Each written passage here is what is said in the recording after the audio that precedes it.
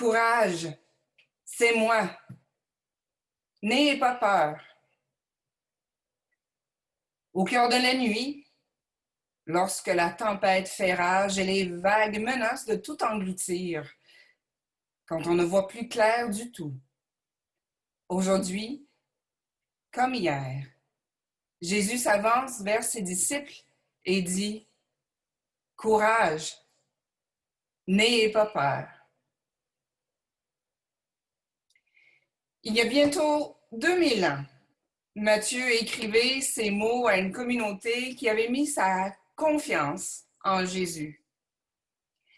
Ces gens croyaient que le ressuscité, qui les avait quittés pour un certain temps, allait revenir probablement de leur vivant pour les sauver une fois pour toutes, c'est-à-dire pour établir son règne afin de délivrer les siens de toute forme de tyrannie, d'oppression, d'asservissement ou de captivité.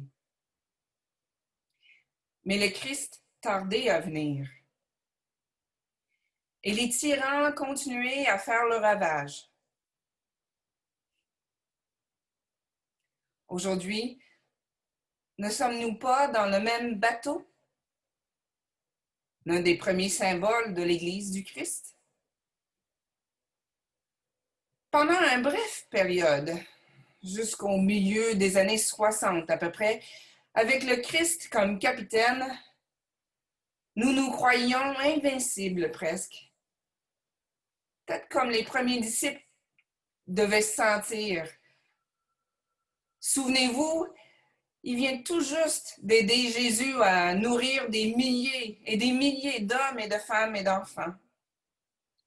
Il devait avoir le vent dans les voiles, un peu comme l'Église des années 60. Mais face à toutes les menaces dans le monde, hier comme aujourd'hui, c'est à se demander si la communauté des disciples de Jésus n'est pas trop petite et trop impuissante.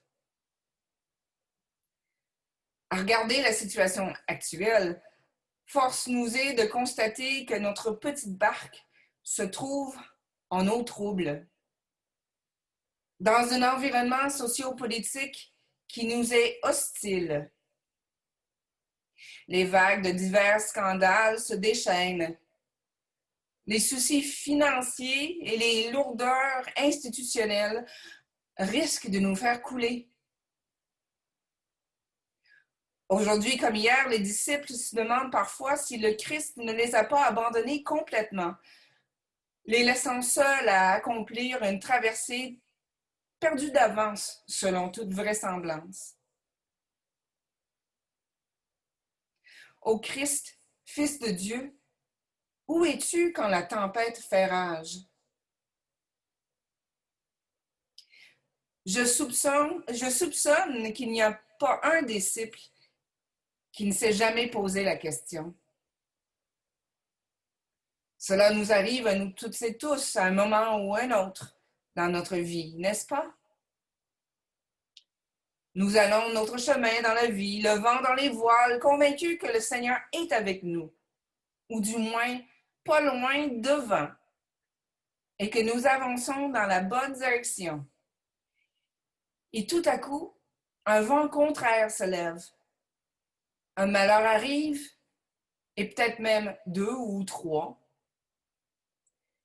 Et nous avons peur de perdre complètement le contrôle, d'être engloutis par les vagues qui déferlent sur nous.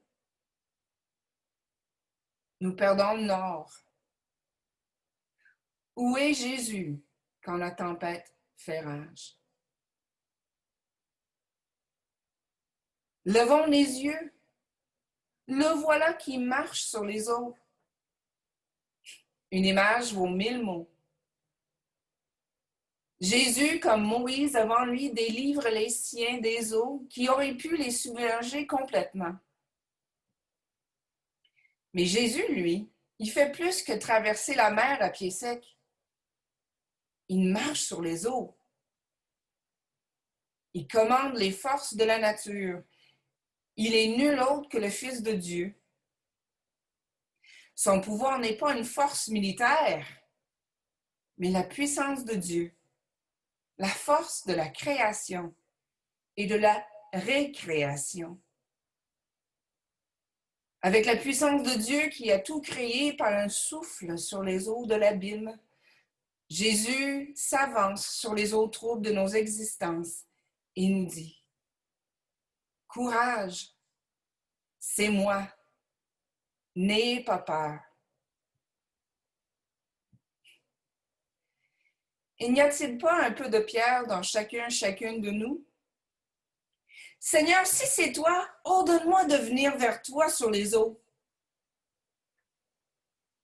Et Jésus de répondre tout simplement: Viens. Sans s'arrêter pour y penser, Pierre descend de la barque et il marche sur les eaux lui aussi. Oui, les disciples ont en eux le pouvoir de faire tout ce que fait leur maître. Mais là, aussitôt sorti de la barque, de sa zone de confort, la tête prend le dessus sur l'élan de son cœur.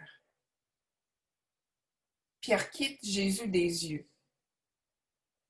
Il voit tout ce qui se passe autour de lui, imagine sans doute toutes sortes de scénarios catastrophes. Et pris de peur, Pierre, le roc, commence à couler.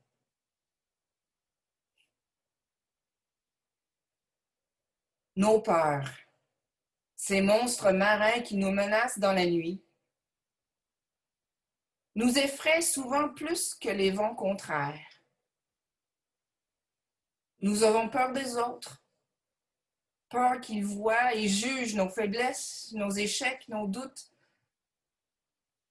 Nous avons peur d'un passé difficile à assumer ou d'un avenir trop incertain. Nous avons peur de changer.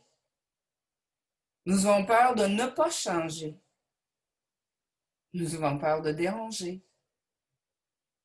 Nous avons peur de ne pas être à la hauteur, d'être insignifiant. Il est vrai. La peur a fait couler bien des chrétiens, individuellement et collectivement. Seigneur, sauve-moi, sauve-nous, sauve-nous de nous-mêmes. Si seulement tout le monde pouvait faire comme Pierre et saisir la main de Jésus pour rembarquer dans la barque.